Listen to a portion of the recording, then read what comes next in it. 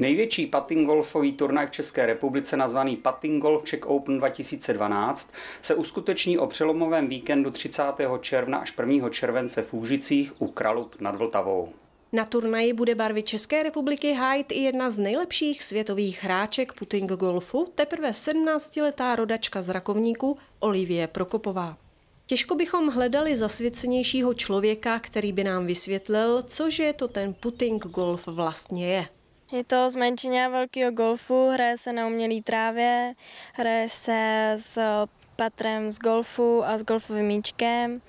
Vlastně využívají se tady odrazové plochy na rozdíl od golfu. Laika by napadlo srovnání putting golfu s minigolfem. Minigolf je úplně něco jiného. Minigolf se hraje na eternitových drahách, hraje se s gumovými míčkama, s holí, která má gumu na konci. To vlastně malý oproti putting golfu. A jaké jsou největší úspěchy mladé hráčky, která je vedena jako světová jednička? Minulý rok vítězství napříč kategoriemi na US Open a druhý místo napříč kategoriemi na US Masters.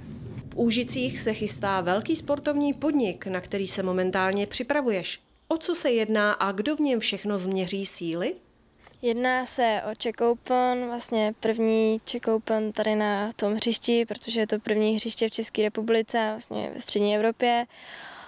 Je to velký turnaj, na kterým snad směří síly i zahraniční hráči. Jak se ti na hřišti v Úžicích hraje? Tady v Úžicích já bych Úžické hřiště srovnala s hřištěm Walta Disneyho, který je postaven za několik milionů dolarů. Takže vlastně bych tady to hřiště vyzvedla nejvýš z putting golfu, který jsem vlastně viděla nejhezčí hřiště. Můžeš mít vůbec při těchto výsledcích ještě nějaký sportovní sny a cíle? Mám, právě jsem ještě nevyhrála to zelený sako, po kterým to už je strašně moc.